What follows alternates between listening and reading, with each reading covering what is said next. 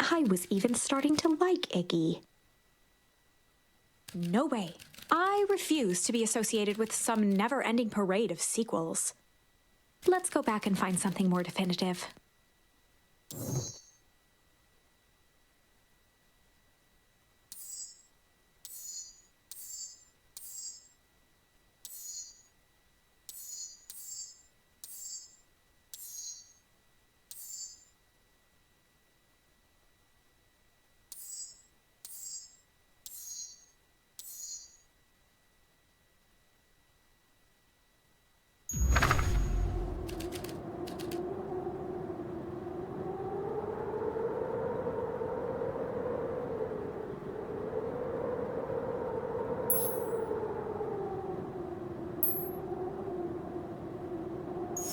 And in the stillness, he began to hum. After the death of his father, Luca had trouble sleeping. Each night, his mother would sit at the foot of his bed and hum a gentle melody. It was the only thing that could calm his mind, the only thing that, however briefly, could make it all seem okay. That melody pervaded every memory Luca had of his mother. Shivering in the raw snow, he began to hum it out loud.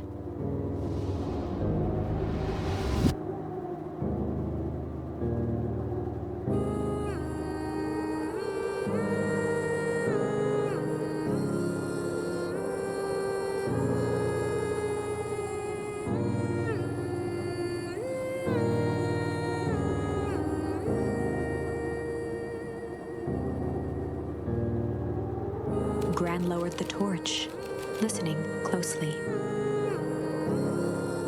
As recognition slowly set in, her heart sank. Those countless nights of consolation, the incomparable loss they shared together. She let the torch fall to the snow and sizzle out.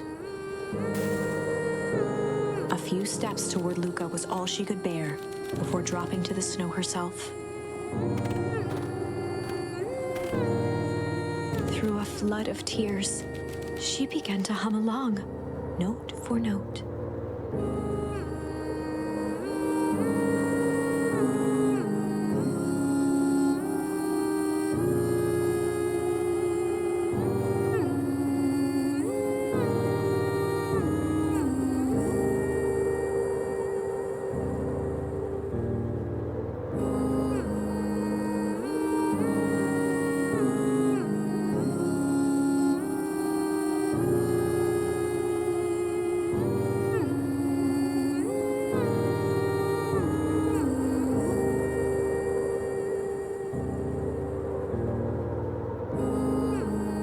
Lifted his head in astonishment.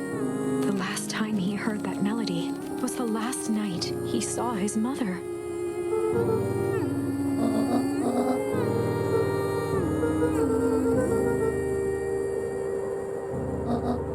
Luca blinked through blurry, watery eyes, trying to see more clearly. He could just make out the impression of a familiar face. He peered across the snowscape at the woman on her knees. Something about her was undeniably his mother, only smaller, older, changed.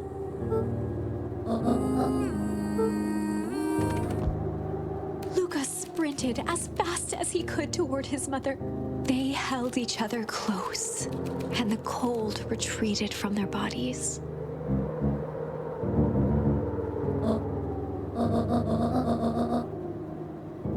Eleanor looked down at Luca, tightening her embrace in an appeal for forgiveness.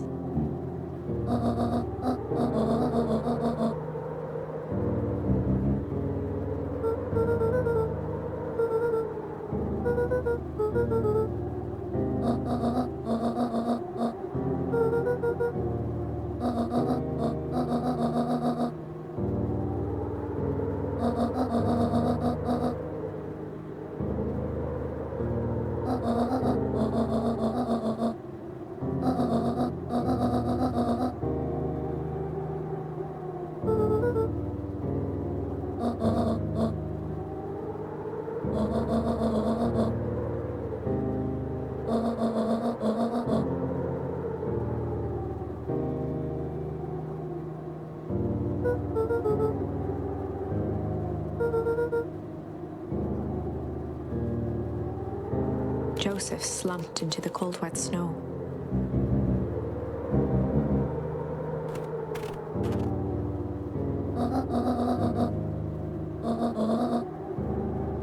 For the first time in a long time, her voice felt like her own again.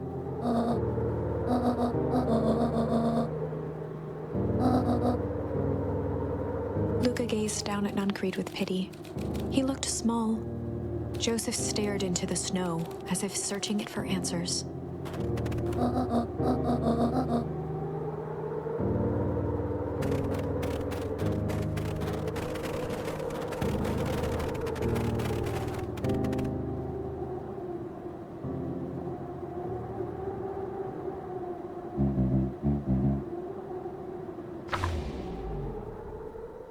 Chapter 9. The Devil You Know. 7 months ago, Eleanor Van Horn crept down the maze of sterile hallways under perennial harvest. She stopped in front of the large steel door marked Deep Engineering. No turning back now. She raised a trembling hand. The stolen keycard worked as promised, and the door bust open with mechanical efficiency. She was immediately hit with the smell of disinfectant. It was some sort of laboratory. In one corner was a desk covered in papers.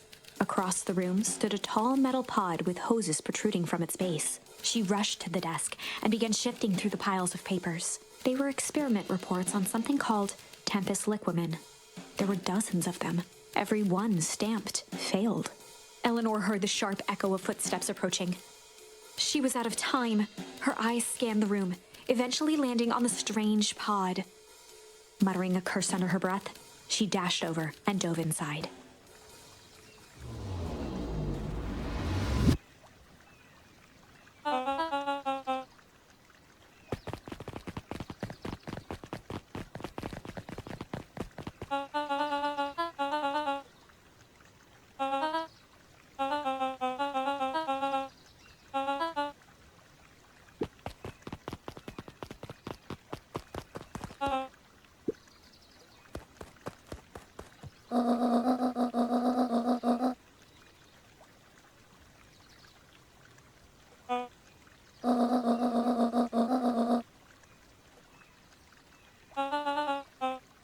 Mr. Kerr addressed the crowd with a sarcastic tone.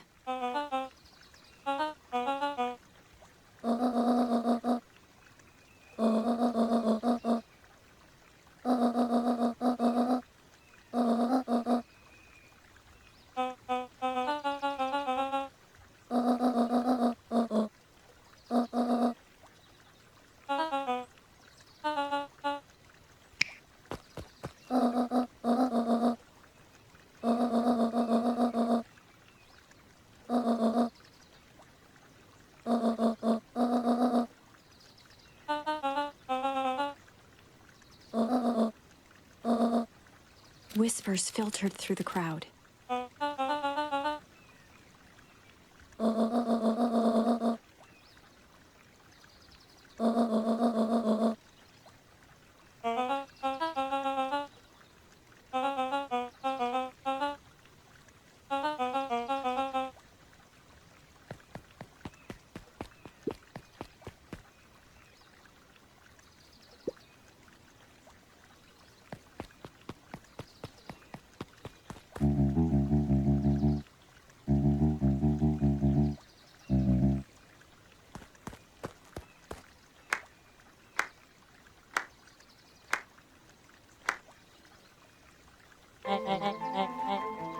Torment dragged on Joseph Nuncreed's face.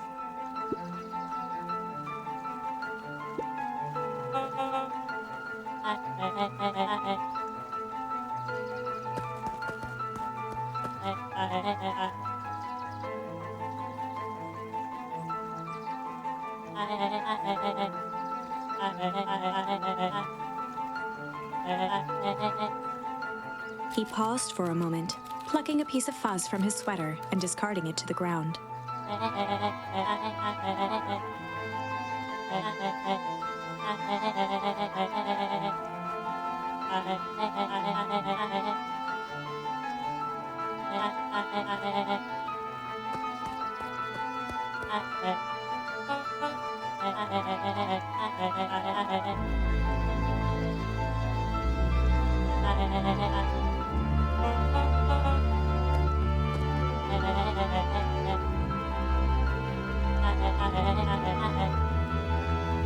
Kerr gave a bow of deference.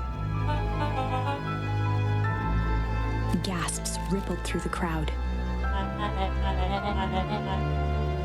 Solomon pulled a glass vial from his pocket. In one smooth motion, he downed its contents. A triumphant smile grew across Solomon's lips. His body and face began to contort and expand as he disappeared into a belching green mist.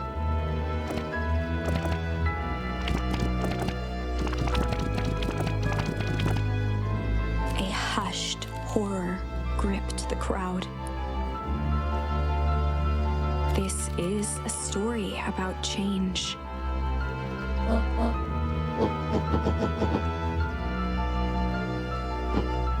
Sharper examined his new hands.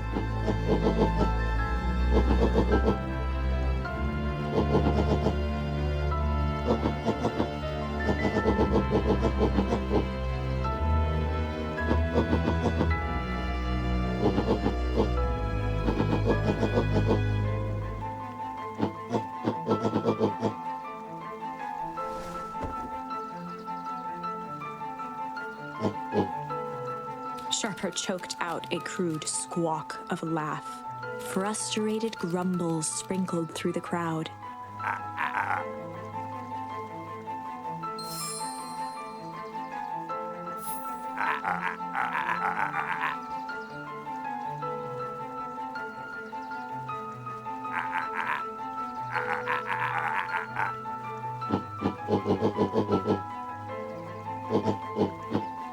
Kerr gave a subtle nod to the clipboards.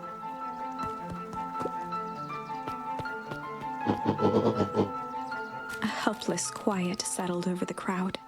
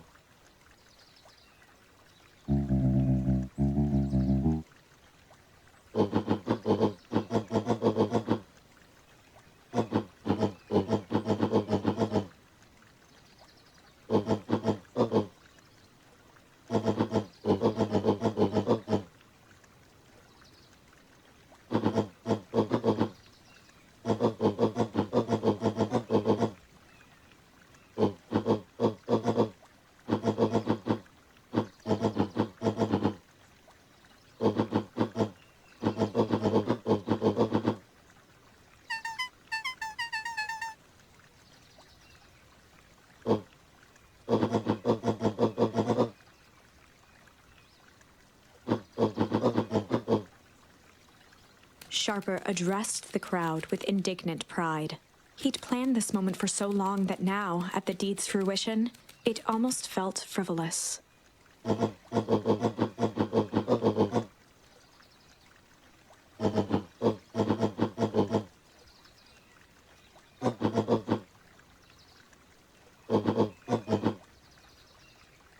Mr. Mr. Kerr flourished a preposterously elaborate bow.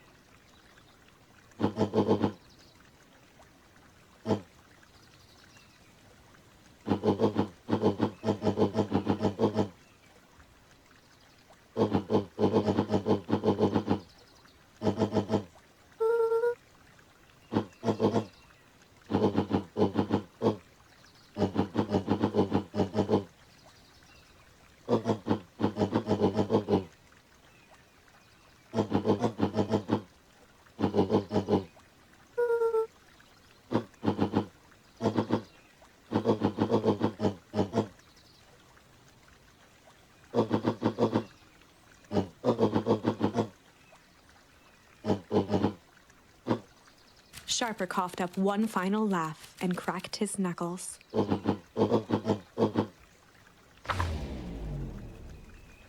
And so, Sharper set about remaking the town in his own image.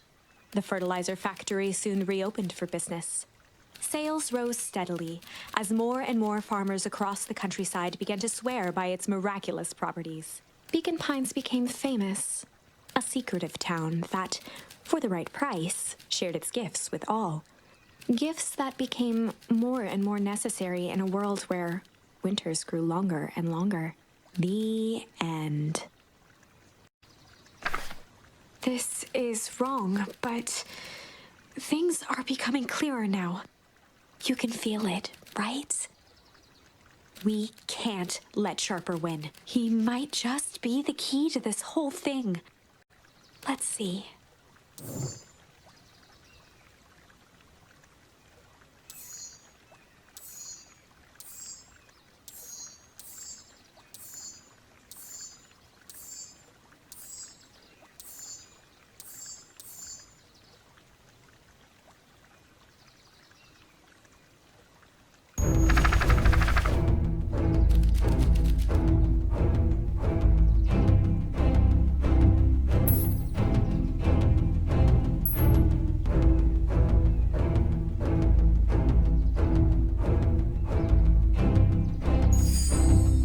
Malice lurking behind those eyes, like a trap ready to spring. Luca felt the weight of Nuncreed's hand on his shoulder. Something wasn't right. He didn't know why, but something was telling Luca to get out of there.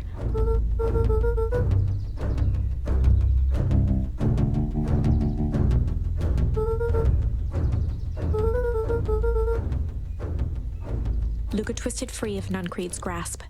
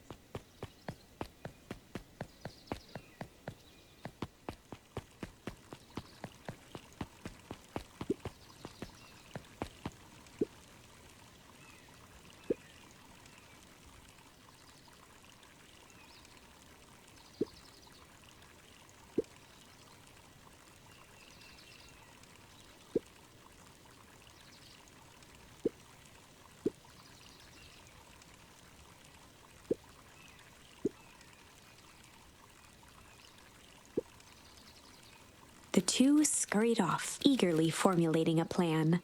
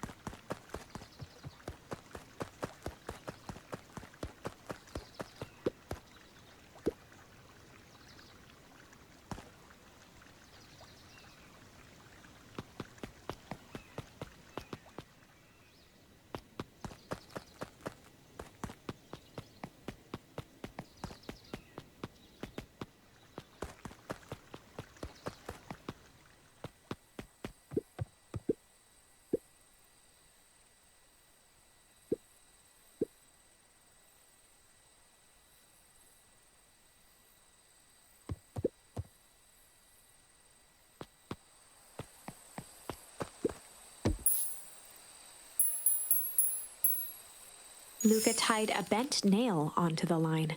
If all you have is a hammer...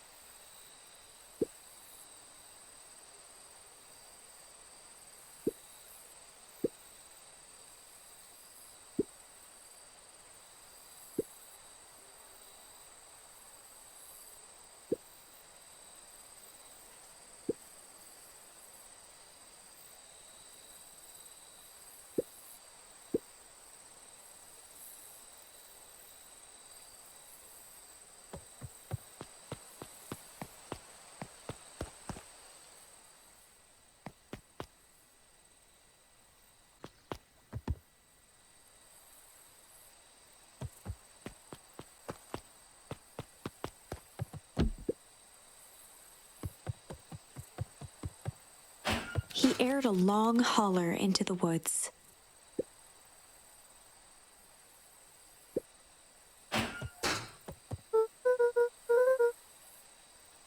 Luca felt his eyes getting heavy and plopped into the beanbag. He conceded to its lumpy embrace.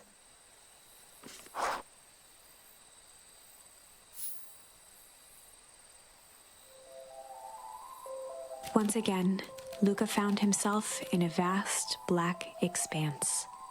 This time, he knew exactly where to go. He took a single confident step forward. The world flickered and pulsed. He found himself standing in front of the frigid air of a blazing campfire. The source. He plopped down cross-legged and gazed into the cold flame, waiting. Soon enough, the fire began to die out, popping sporadically, until all that was left was a single ember. Luca stood up and dusted himself off. He plucked the glowing ember from the cold ash, examined it, and slid it into his pocket, a keepsake. The voice of his father spoke behind him. "You made me proud, Buckaroo." Luca turned to face him. "Dad, what is this place?" A warm grin grew across his father's face. "A place where everything that has been and everything that could be all wait together." Luca found himself staring at his father's face, trying as hard as he could to memorize every single detail. "Wait? For what?" Another voice spoke out as Luca's doppelganger stepped forward. "That's up to you." Without knowing why, Luca began to weep. Is any of this real? Are you real?" Luca's father bent down to smudge away a tear. "Of course. I'm as real as the part of you that misses me." Luca turned to look at the older version of himself. "And you?" The doppelganger choked back tears. "I'm as real as the part of you that's angry he's gone." Does that make sense? Through his tears, Luca laughed. "I think so." His father pulled him in for an embrace. "Time to go, Buckaroo." Luca was startled from his dream by a banging on the floor. A commanding voice rumbled from below. Just as Luca sprang to lock the entry hatch, the door knocked open. Chapter 5. Dangers big and small. Luca stumbled back. He heard the rope ladder creak under significant weight. Keeping his eyes fixed on the hatch, he inched backward to the balcony. As his hand grasped the door handle, Luca froze. A large figure clumsily wriggled up through the hole.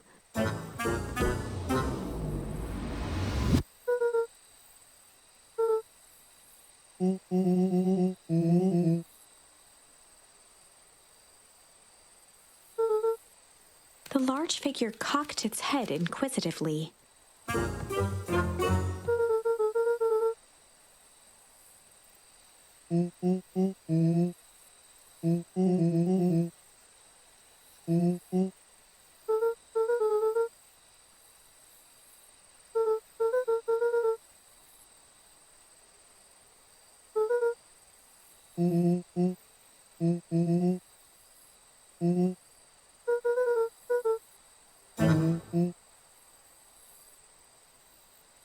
Luca's jaw dropped. He peered more closely at the man standing in front of him. Something about him was undeniably Rollo, only bigger, older, changed.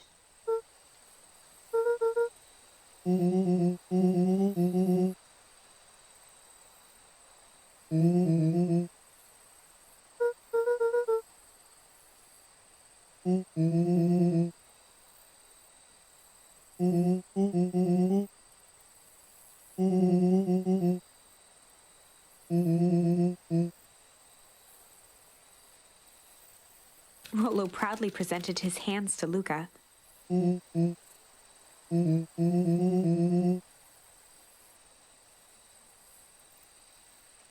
Luca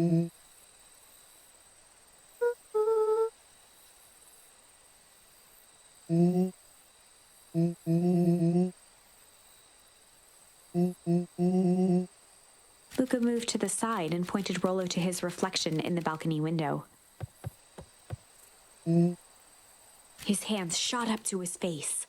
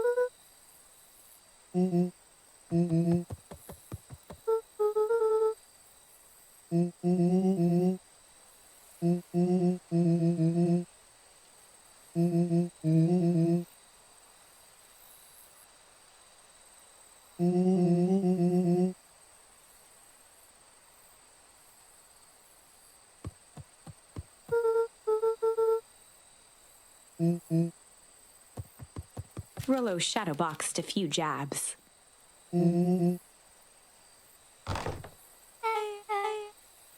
With a yelp, Rollo dove behind Luca.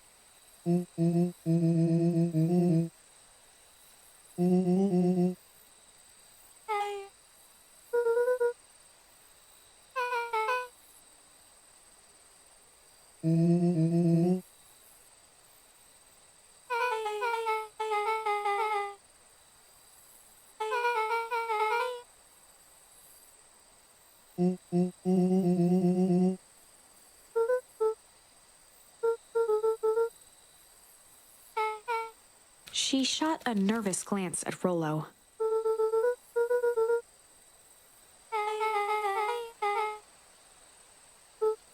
Beck's eyes narrowed.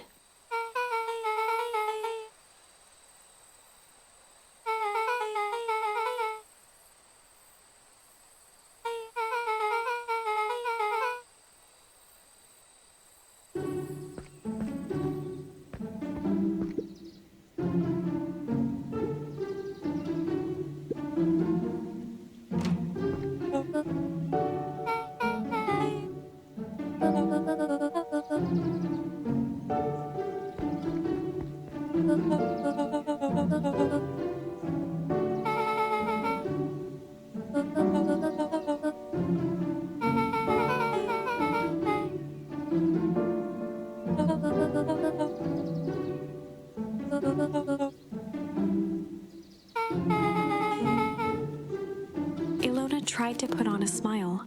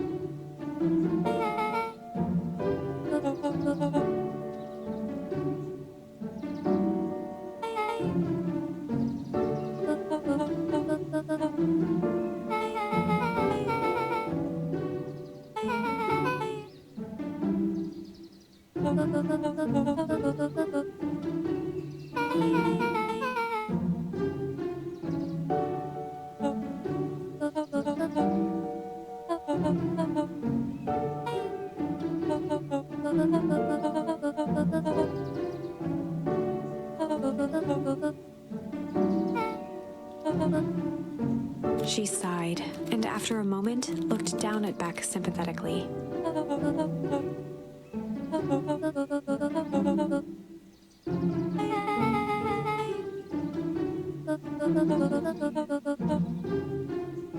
She flashed a sly grin and tousled Beck's hair.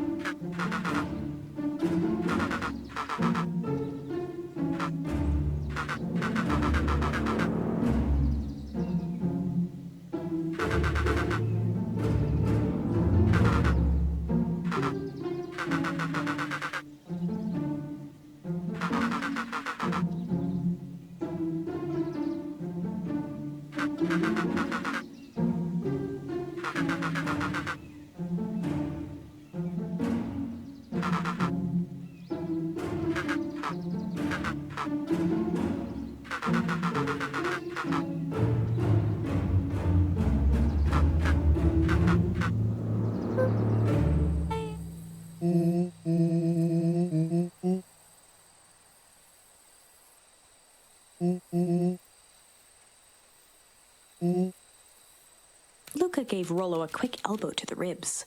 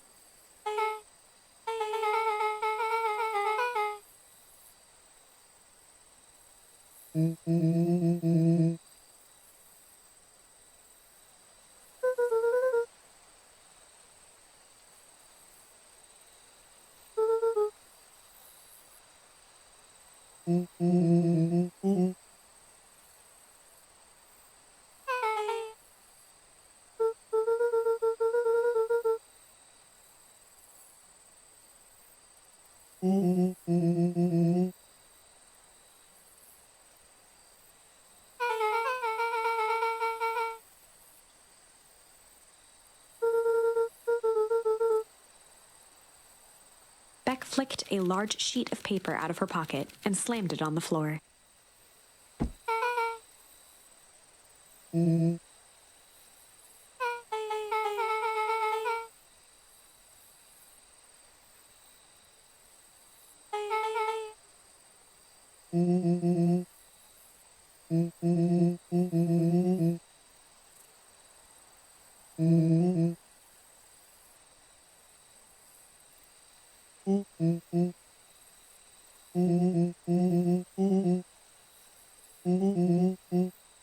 Rollo started to wiggle with excitement.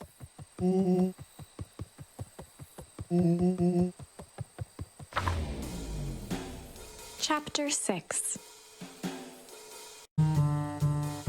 The Heist. They spent the night's end huddled around that small map, formulating a plan to infiltrate the headquarters of Perennial Harvest. It would be no small feat. A modern facility equipped with all manner of technology, not to mention the swarm of clipboards that would most certainly be scattered throughout. By the time the sun began to peek through the car window used as a makeshift balcony door, all were in agreement. This could just work. The final day before the festival would be used to prepare. They'd need to pool every resource at their disposal, pull every favor with a thread. Even enlist some unsavory characters around town with important tasks only they were suited for. Luckily, there was enough ill will and mistrust toward Perennial Harvest that alliances could be found at a bargain. Luca, Beck, and Rollo rubbed their eyes as they exited the treehouse. They hadn't slept at all that night. There was no time. The festival was to begin in one day, and they each had their assignments.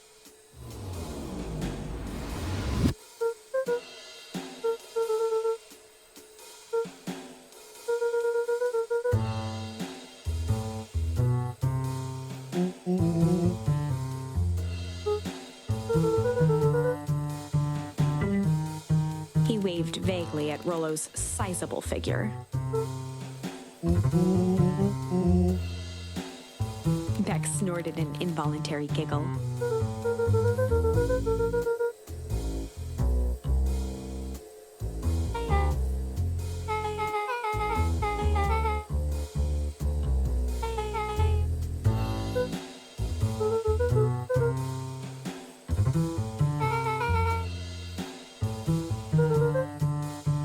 They each looked at each other with sleepy confidence and nodded.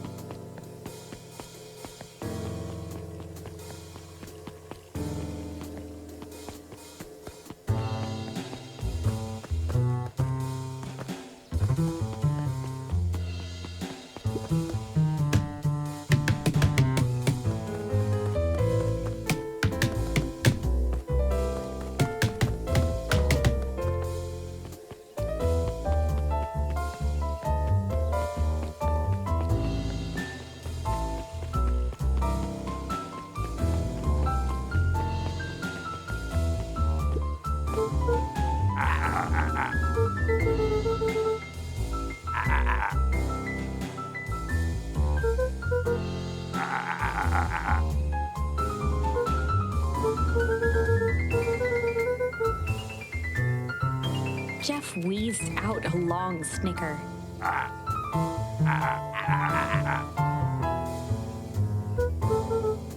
The joy in Jeff's face drained instantly.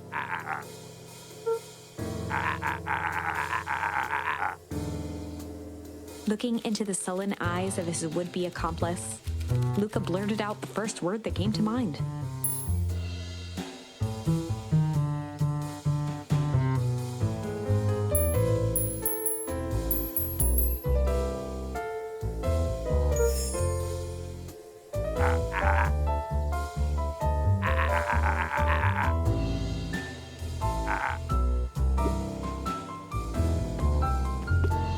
Luca wasn't ready to give up so easily.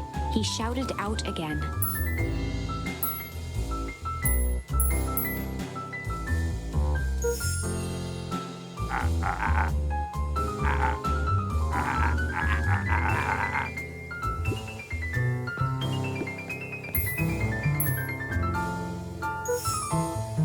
Jeff's brow perked up.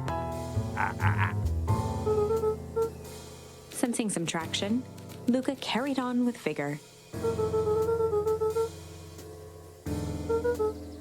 Jeff's scowl faded with a sigh.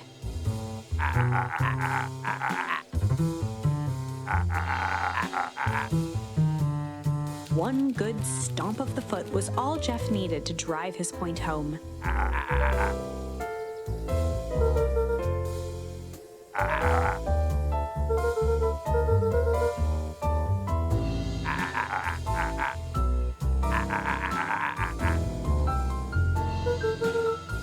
Luca offered out his open hand to seal the deal.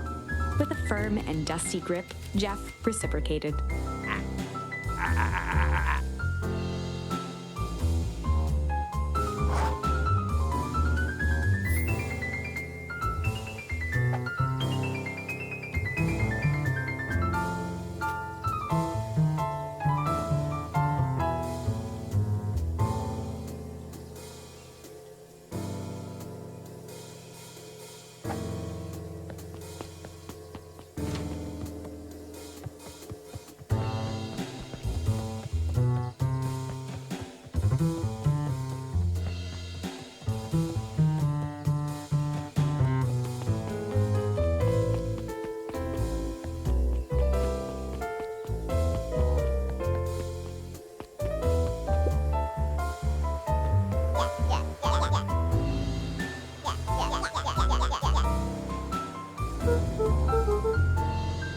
Raised an eyebrow suspiciously.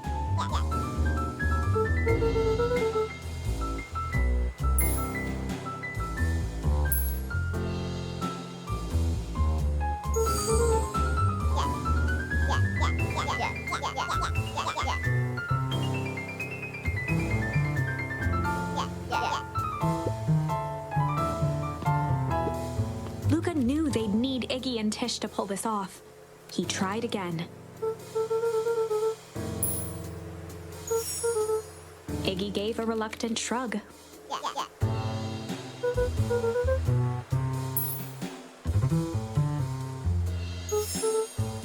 Iggy considered the point.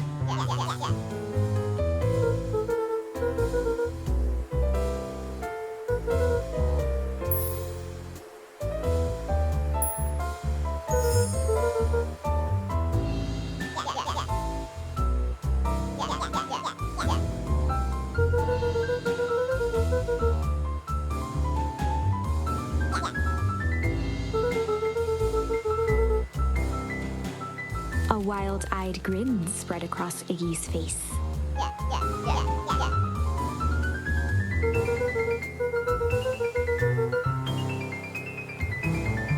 Iggy glanced over to Tish, who nodded in agreement.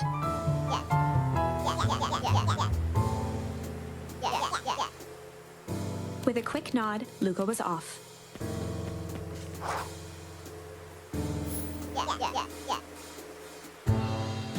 Iggy gazed up at Tish with a smile. A single tear ran down Tish's cheek.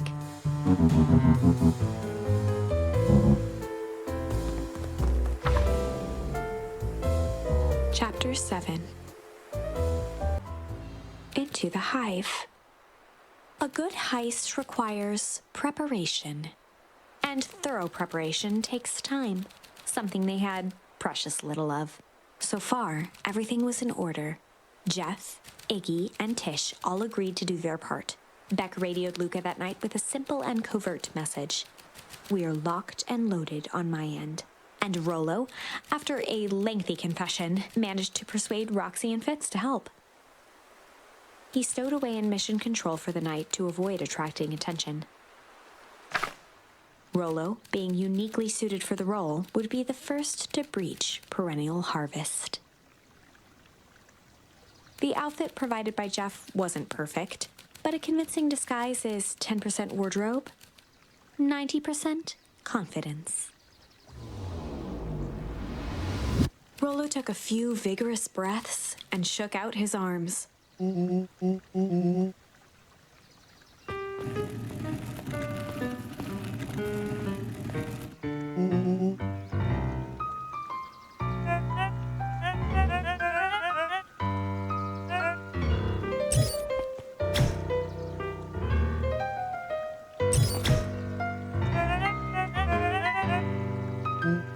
He had to think quick.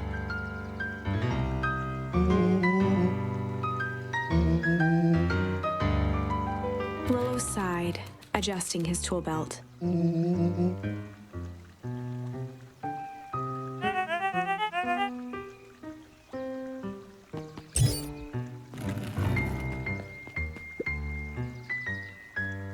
With a stroke of his mustache, Rollo proceeded into the Perennial Harvest headquarters.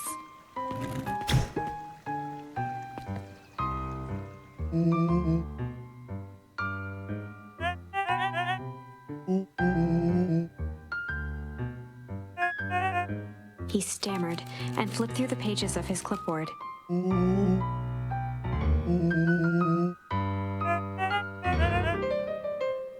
Rollo interrupted with urgency in his voice.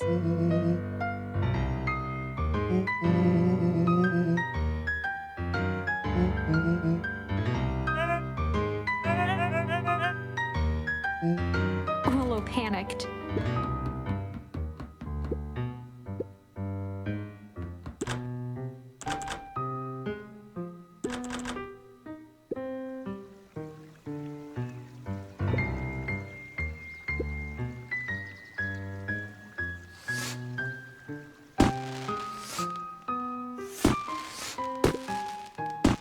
The distraction was enough for Rollo to regain his confidence.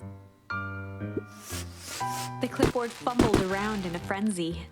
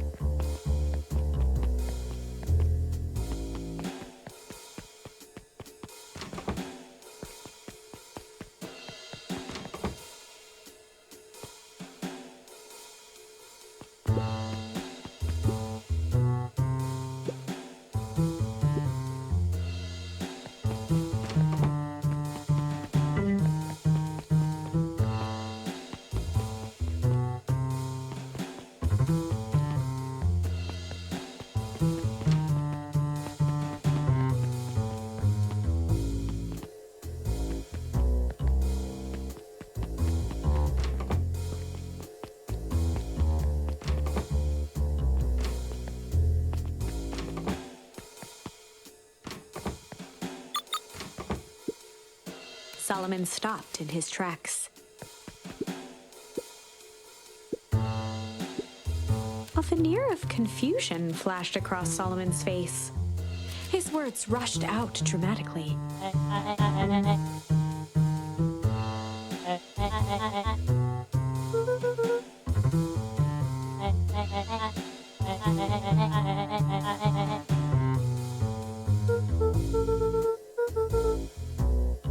Solomon's facade briefly faltered.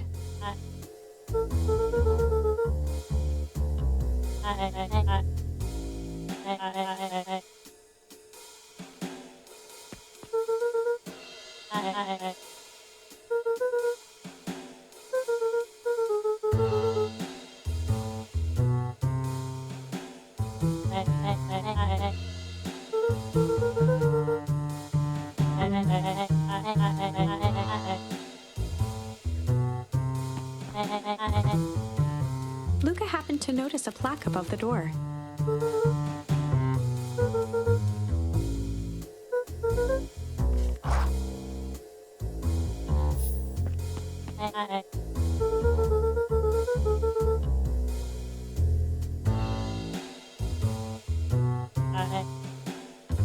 Luca tried the handle. Solomon leaned forward to examine the mechanism.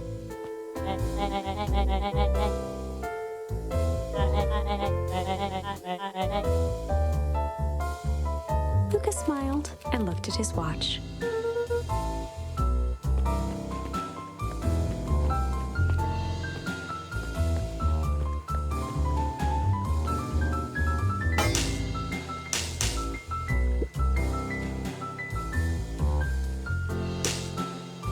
She mimed a quick hat tip and ambled off with a whistle.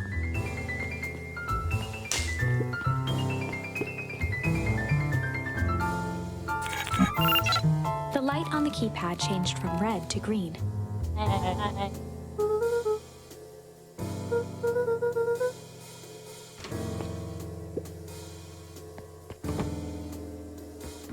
Luca switched on his walkie-talkie.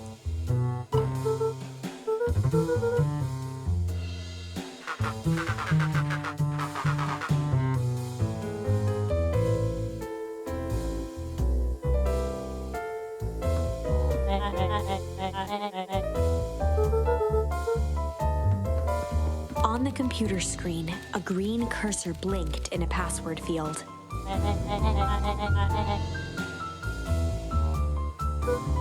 Luca pecked out his best guess: underground secrets. The screen blinked to life. Columns of green numbers glowed on a black background.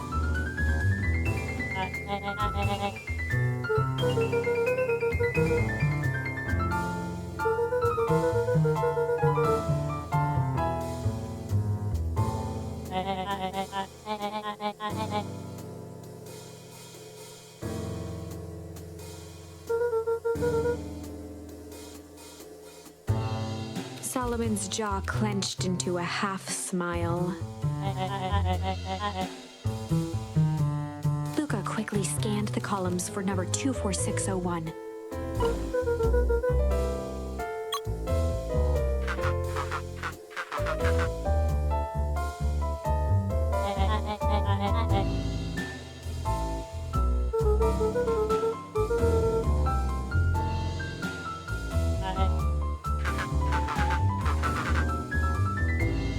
Once again, Luca scrutinized the numbers on the screen. In that moment of distraction, Solomon reached forward and pressed a large red button.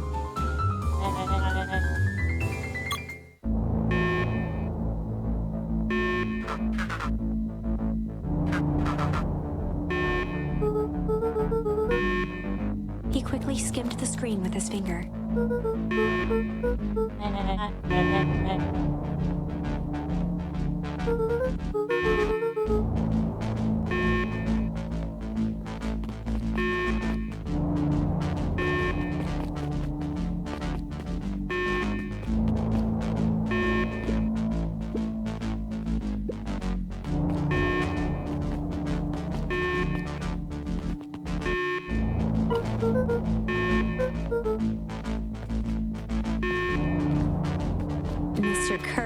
approached with a sneer and spoke into his walkie-talkie.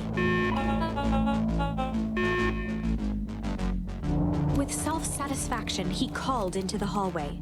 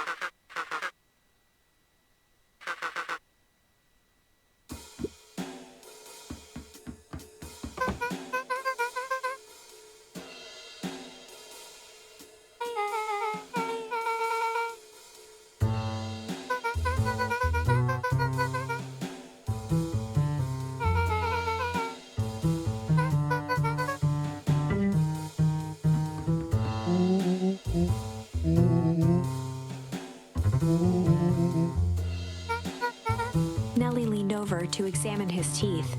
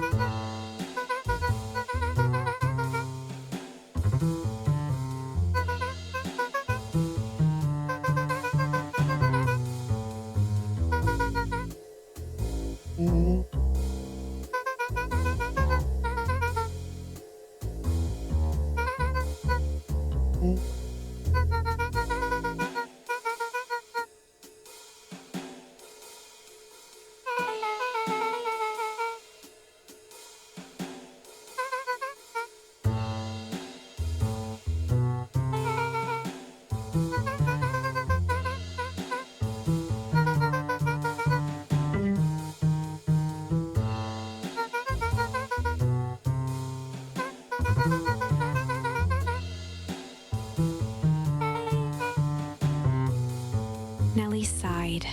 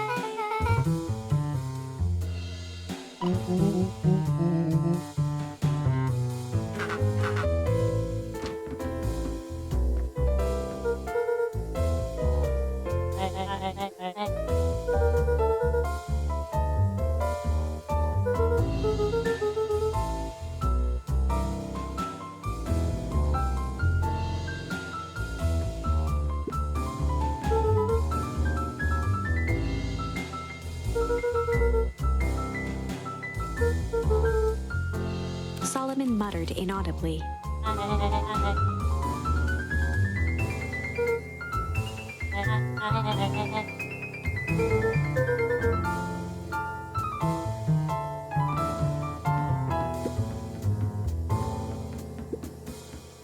tugged on each of the cabinets.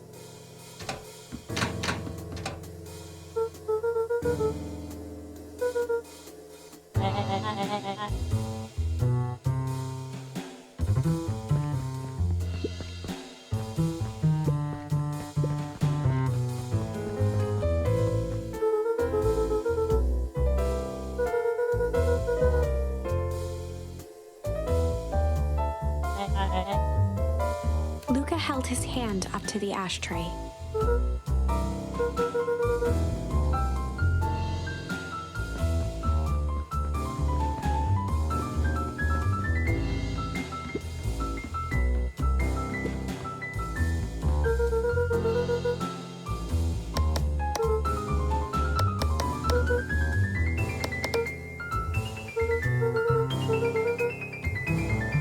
Solomon once again muttered under his breath.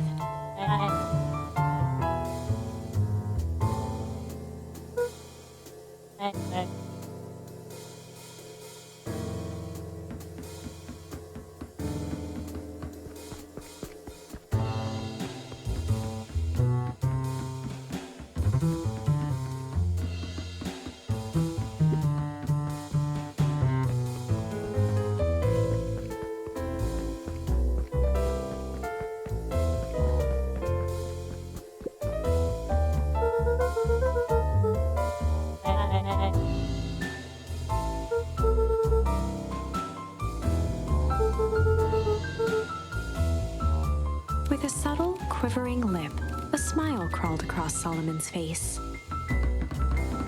They heard the trampling of frantic footsteps from the hallway.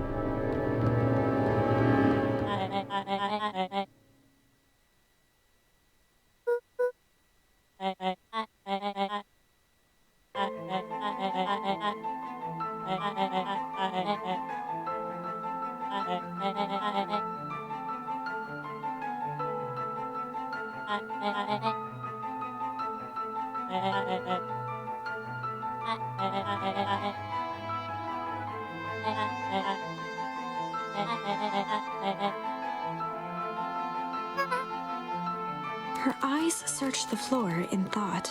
Solomon watched eagerly, waiting for the flicker of epiphany. With a sickened look, she peered into his soul.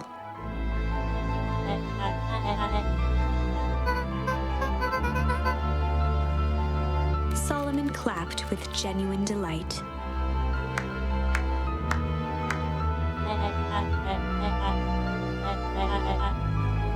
Solomon glanced down, examining his youthful form.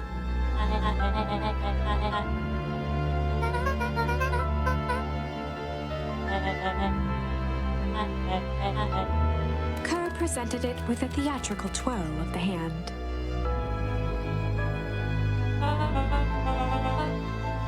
Before he could finish, Rollo snatched the vial from Kerr's palm.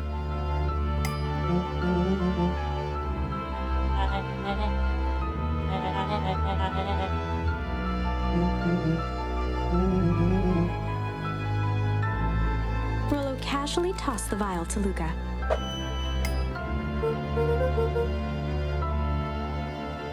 Luca tickled the vial mockingly.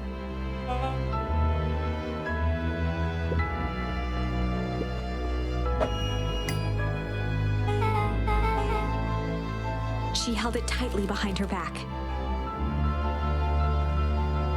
Solomon sighed, speaking in crisp, measured syllables.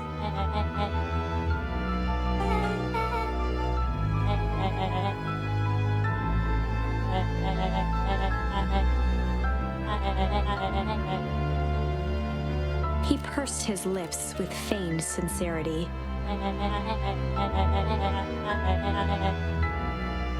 A deep uncertainty washed over Beck.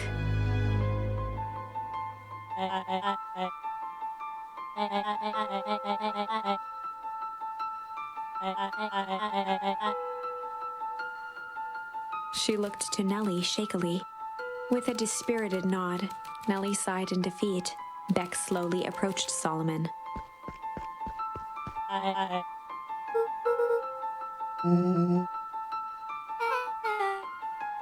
With apprehension, Beck conceded. Solomon pocketed the vial and brushed off his shoulder with a sharp flick.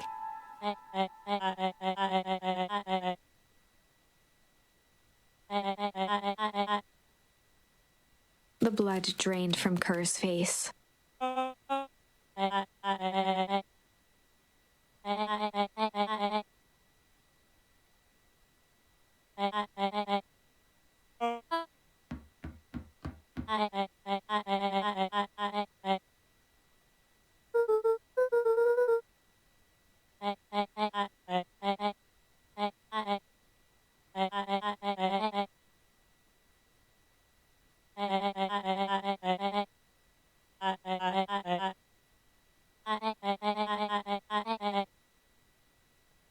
Solomon shook his head with gratification.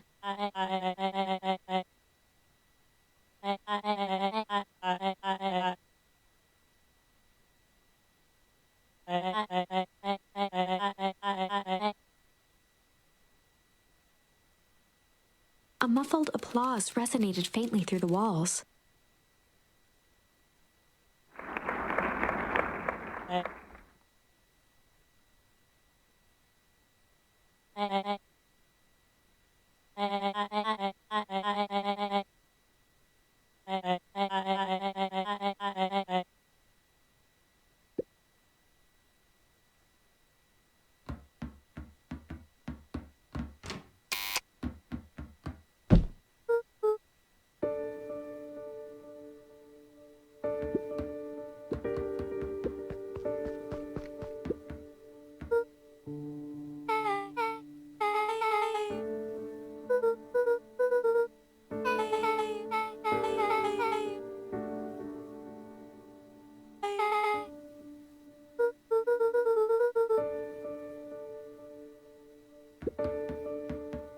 Nellie was staring at the floor, deep in thought.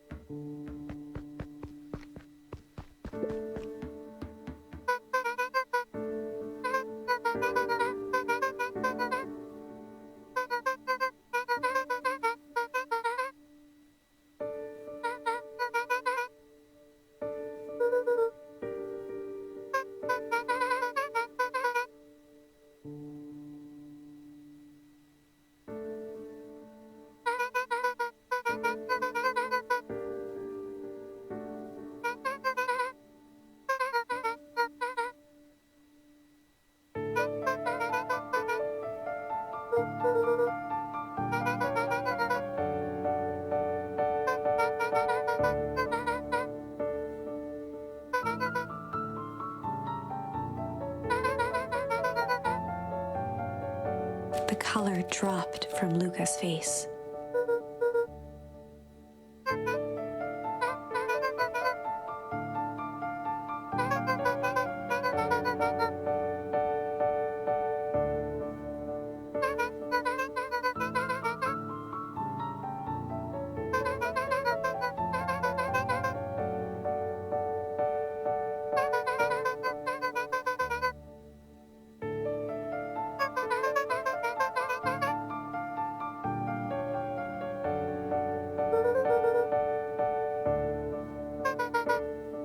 Luca was overwhelmed with emotion.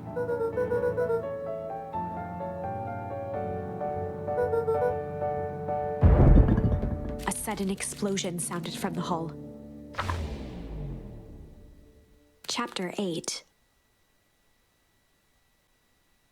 Comeuppance. Ears still ringing, Gran picked herself up off the ground. Through the dust and smoke, she looked over to see Mrs. Fratelli helping Hiram Tolliver to his feet. She'd had to beg, borrow, and steal to acquire those explosives. How many nights had she spent visualizing how she'd use them to make things right? And now, her one shot at destroying the source, that damned hole that swallowed so much of her life, was gone. Traded for this jagged hole in a wall and a foolhardy shot at rescuing Rollo. With Fratelli and Tolliver at her side, she stepped through. It was a strange feeling. The last time she'd stalked this maze of hallways, it was in a different body. They quickly rounded a corner to find a group of clipboards guarding a door. Something worth guarding is probably something worth seeing. She leapt forward, brandishing her cane. If her last chance at vengeance for things lost was truly gone, she would just have to fight to keep what she still had.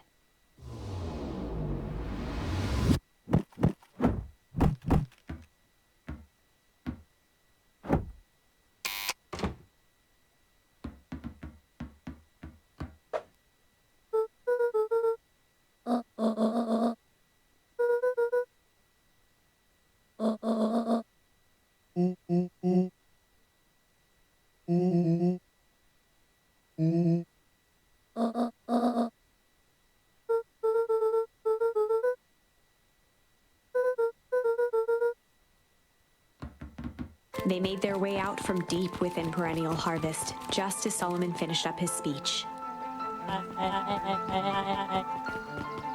Solomon pulled a glass vial from his pocket.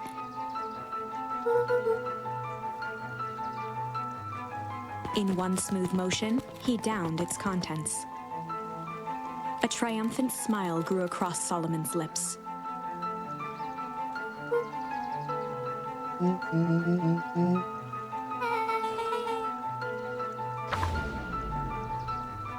With a mischievous look, Beck elbowed Luca. "Remember when I had the vial behind my back?"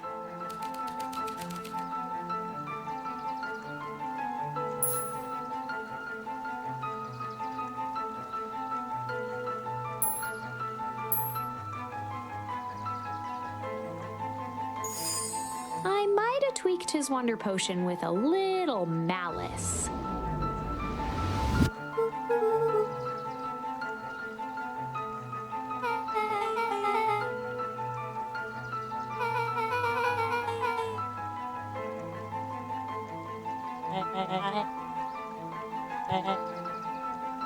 His body and face began to contort and expand as he disappeared into a belching green mist.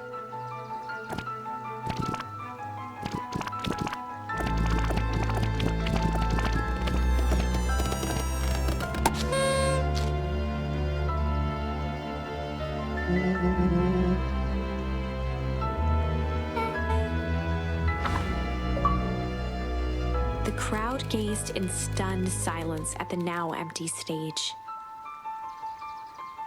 The quiet was broken when William Kerr sprinted off stage and into the distance.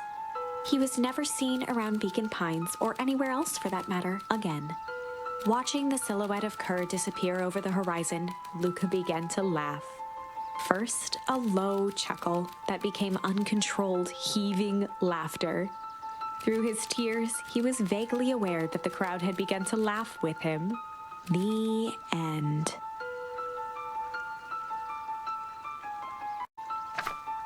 That was unexpected. Perhaps a bit of an absurd ending for my taste, but who am I to say? I'm only writing the damn thing.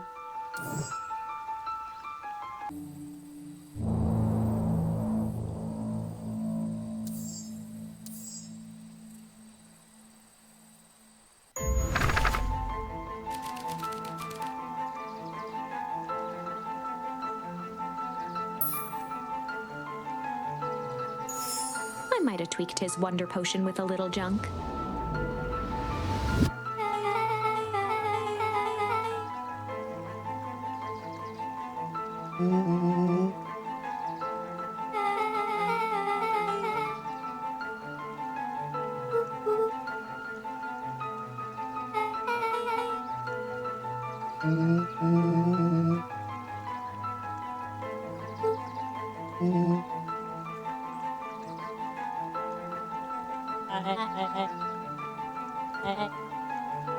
His body and face began to contort and expand as he disappeared into a belching green mist.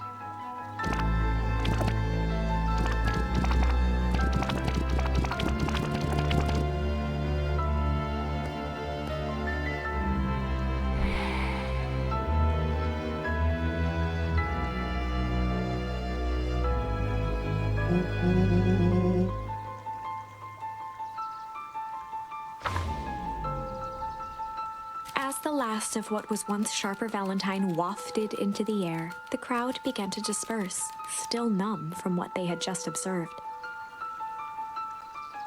Sharper Valentine was gone for good. His end would be a new beginning for Beaconpines, a new chance to let go of the things they had lost and grab hold of a new future. The end. Well, I'd be lying if I said that wasn't a bit gratifying. If that feels to you like a good note to end on, I won't stand in your way.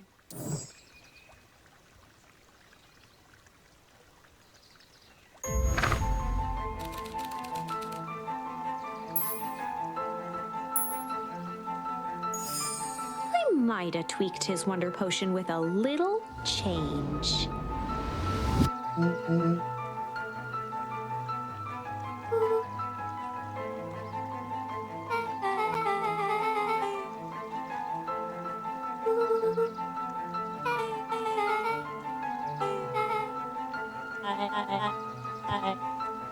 His body and face began to contort and expand as he disappeared into a belching green mist.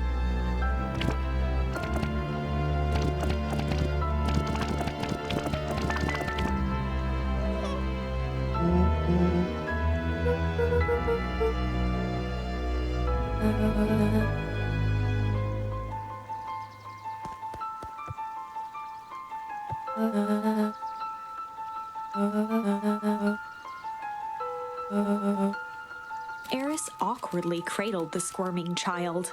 She looked to her brother, her voice shaking with uncertainty.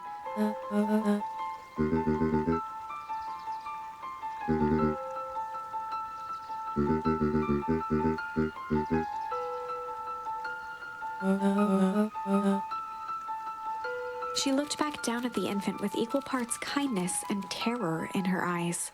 With a shake of her head, Eris addressed the crowd with a stern scowl.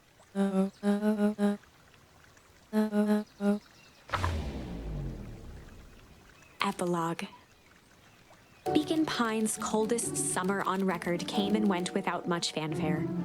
Folks shared what they had and none were left wanting. The new school year was ushered in by the falling leaves of autumn. After everything Luca, Rollo, and Beck had been through, middle school was bearable. The chill of winter didn't seem to bother people much. They kindled a hope for a better future in their hearts. When spring arrived, farmers planted their crops with a sense of joy and optimism. And as the dawn of the first day of summer came again, its light slowly spread through the shallow valley. It crept over the town square, across the river, past the neglected welcome sign, and came to rest on a young boy sleeping at dawn. His mind at peace, knowing he is here for a reason.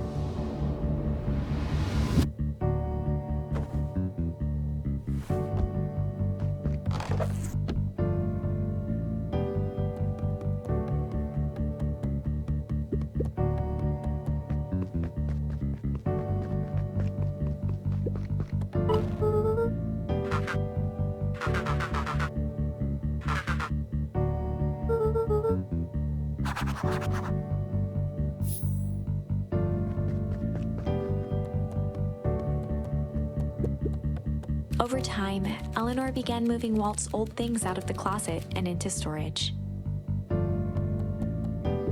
Eleanor had moved back into her bedroom, and now that she wasn't sneaking out late, she even slept there most nights.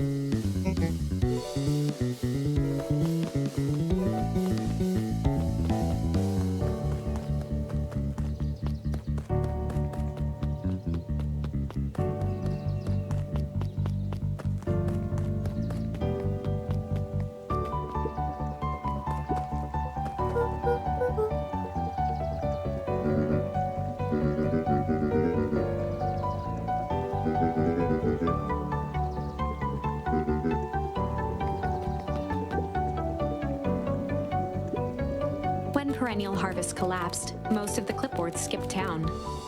But some stuck around and dedicated themselves to making things right.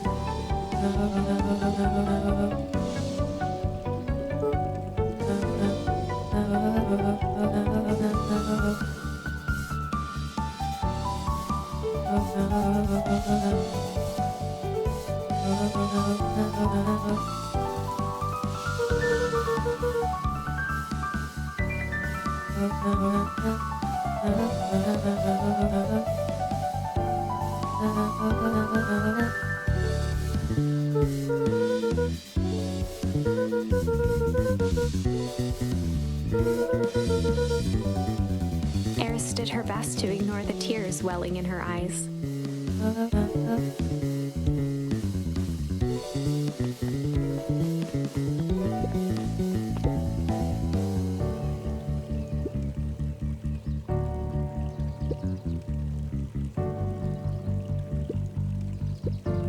Closing her eyes, Miss Hatch took a deep, relaxing breath.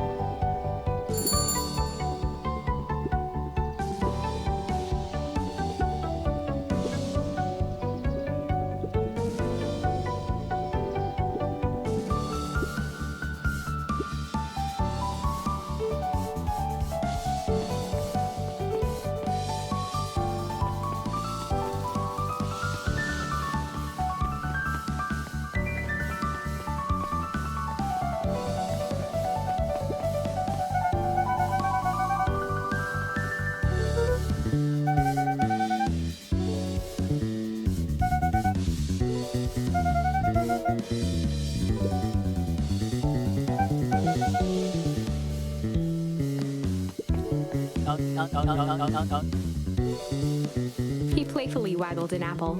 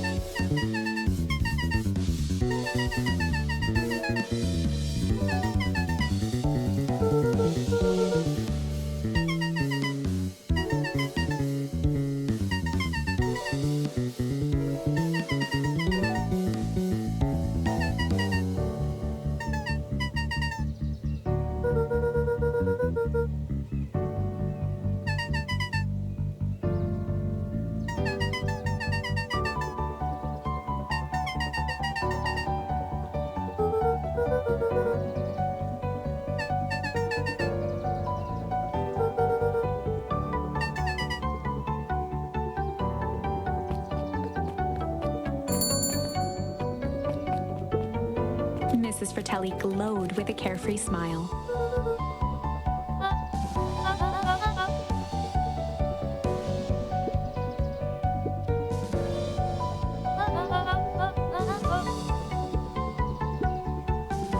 Mrs. Fratelli sighed with a zen-like calm.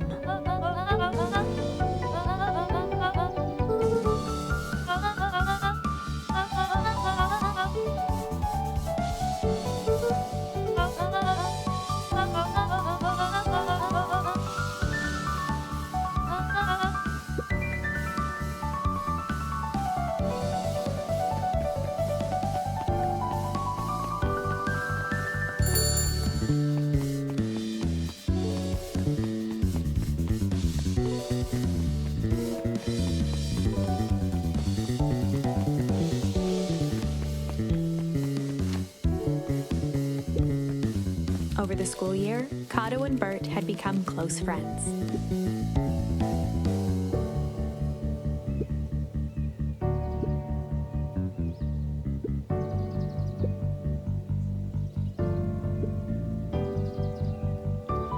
It typically went on like this for quite some time.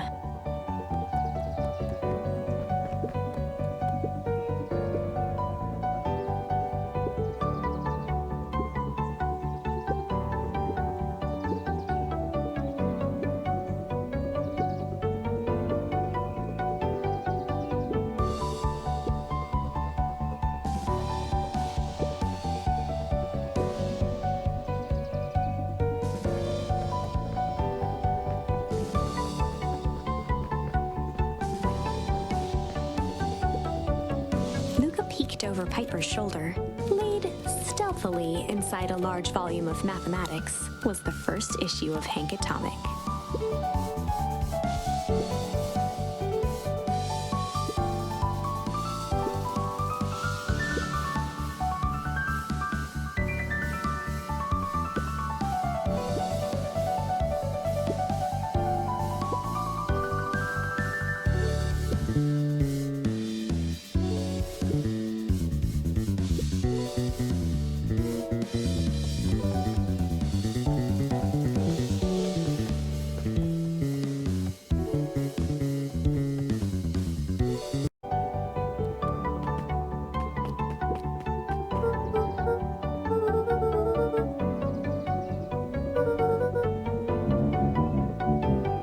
Mr. Nuncreed shook his head.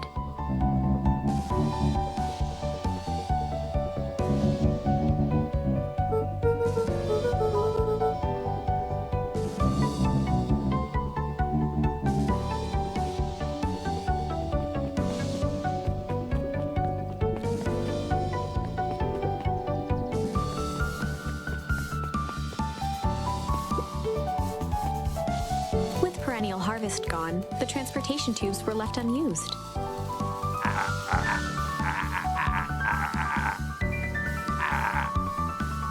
Well, maybe not completely unused.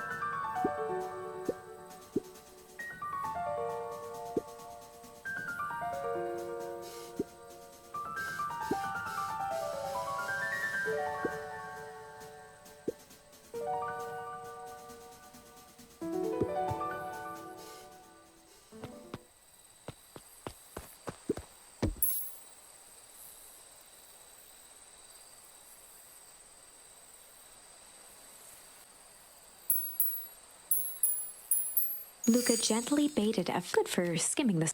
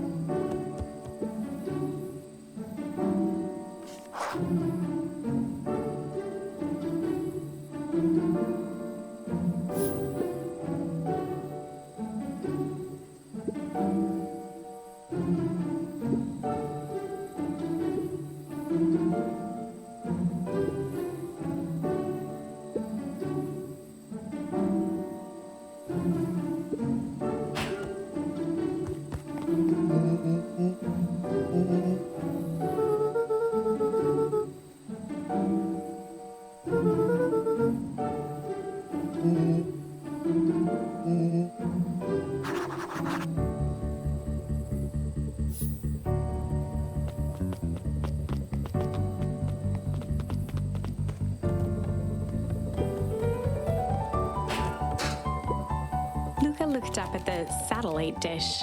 Rollo nearly killed himself putting that up into the tree.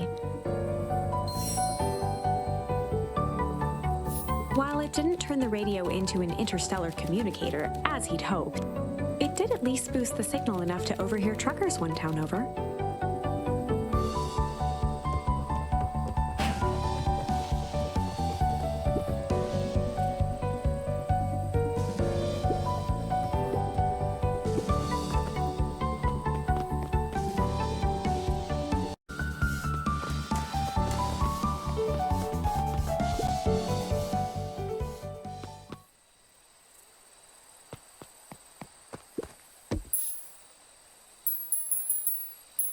Luca tied a small magnet to the line, fishing with the law of attraction.